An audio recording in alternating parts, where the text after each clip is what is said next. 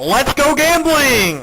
Aw, dang it! Aw, dang it! Aw, dang it! You know, when the RDF-LT was first data mined, I really didn't think I'd end up making a video like this, especially after finding out it was a premium. Generally, when Gaijin makes event or premium tanks, they make them pretty good because they sell better. With the RDF-LT, that is not the case. As many of you are aware, I'm kinda known as the hstv-l guy, but it's not actually my favorite tank, that's the RDF-LT, and I've been wanting Gaijin to add it for a very long time. I thought it would be a good addition because it could be quite different from the hstv-l, and would offer a different playstyle. Armament-wise, the hstv-l isn't great, its cannon has quite a long reload for an autocannon, and it has basically no ammo. To compensate for that, it's very mobile.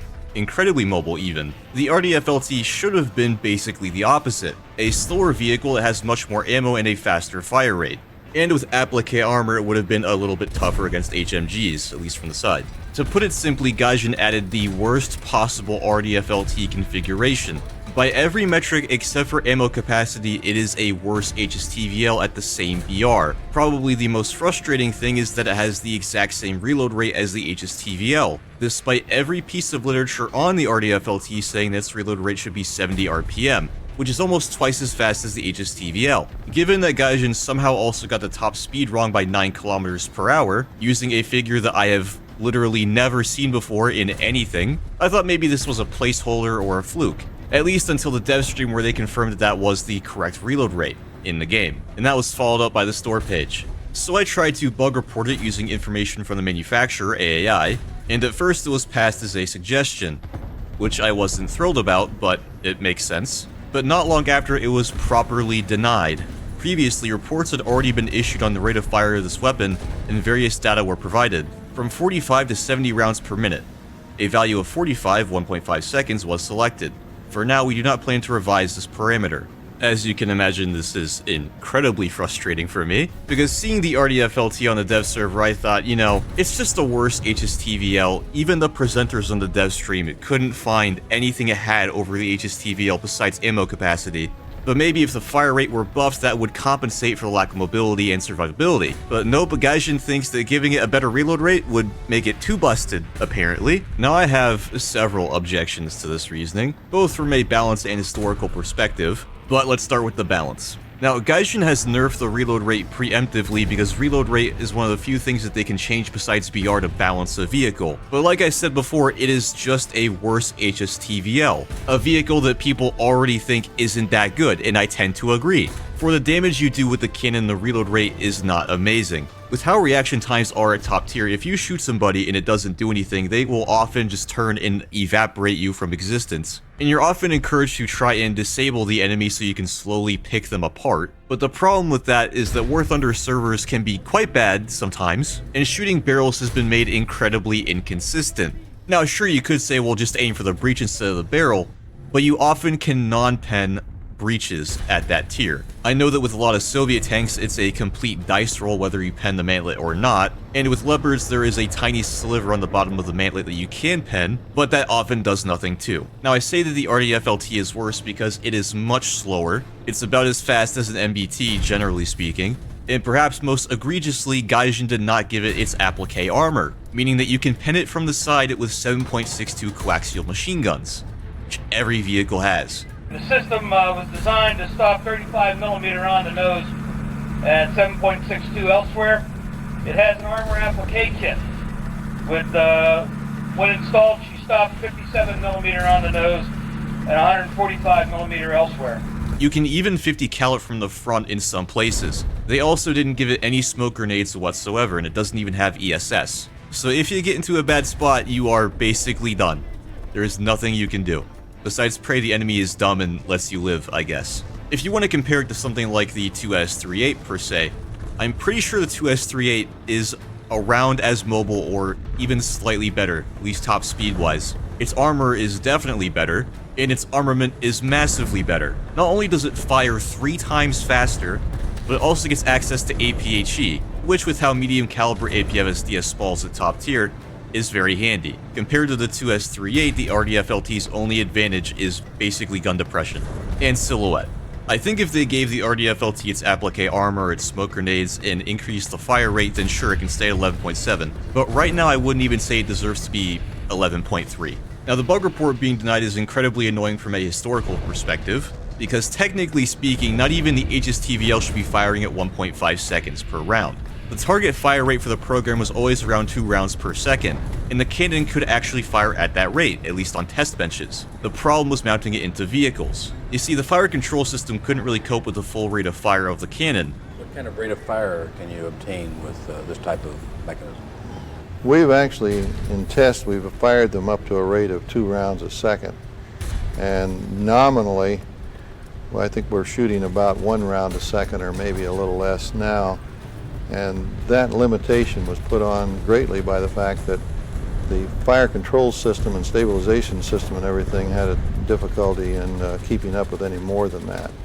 So it's turned out to be a fairly good rate. So the hstv-l did start at 1.5 seconds per round in 1979, but they did eventually get that down to 70 RPM, and the RDF-LT always fired at that rate. The only sources for the 1.5 second fire rate are a really old Army magazine and an entry from Jane's. In the case of the latter, I don't even think Gaijin allows it as a source anymore, so that's just a bit ironic, I think. But using the fire rate of one vehicle to set the fire rate of another annoys me because they yelled at me for trying to do that exact same thing.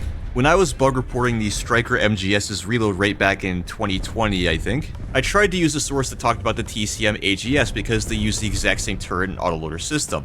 And the tech mod told me that I wasn't allowed to do that because it was for a different vehicle. It's not relevant.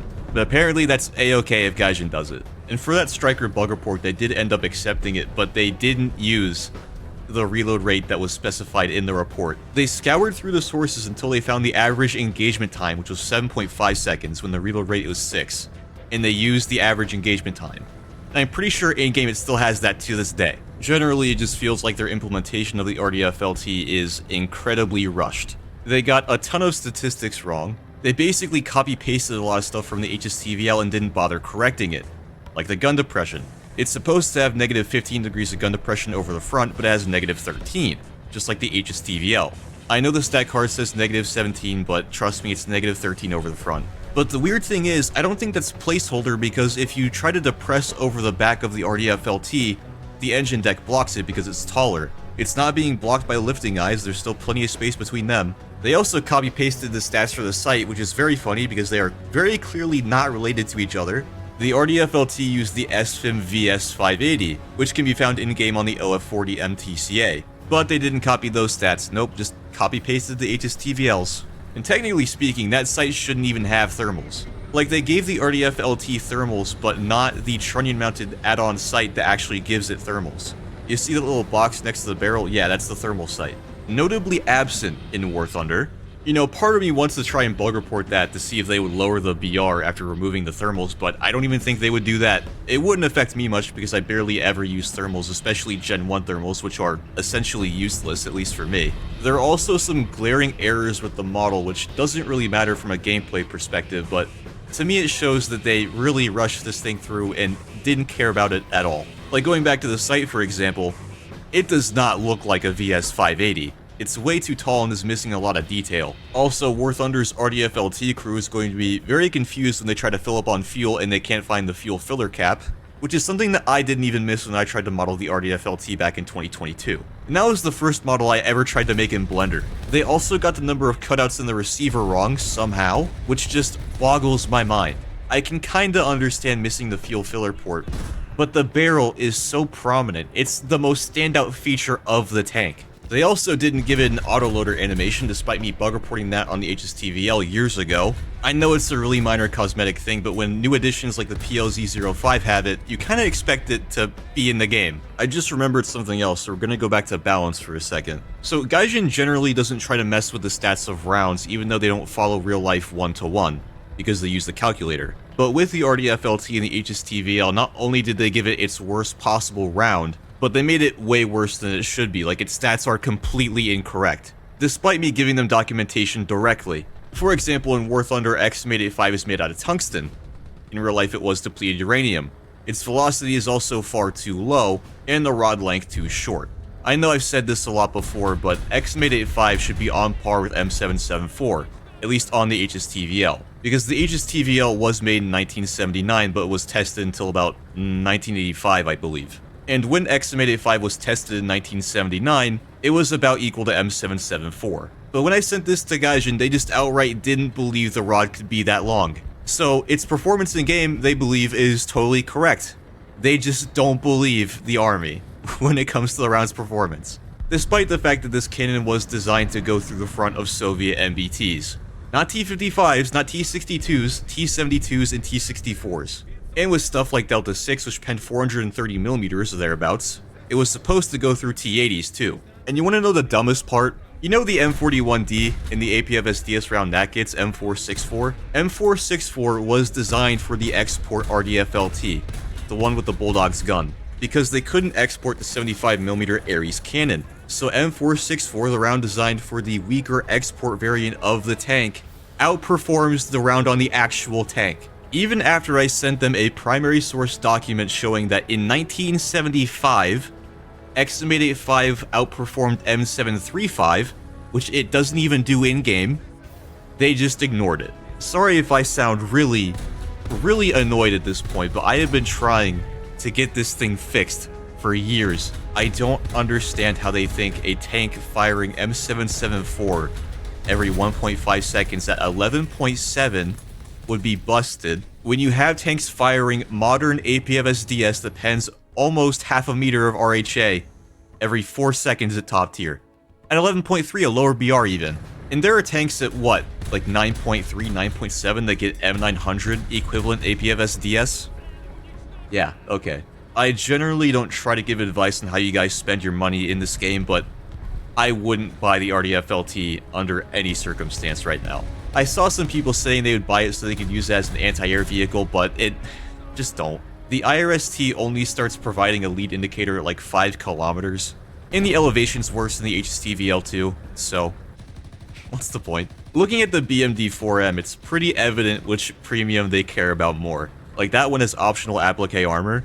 It's better than the regular BMD-4, but at the same BR, instead of, you know, the opposite like the RDF LT. Generally speaking, this whole update feels like a massive cash grab, and a low effort one at that. I haven't counted how many vehicles they're adding this update, but I swear, the majority of them are premiums or squadron vehicles.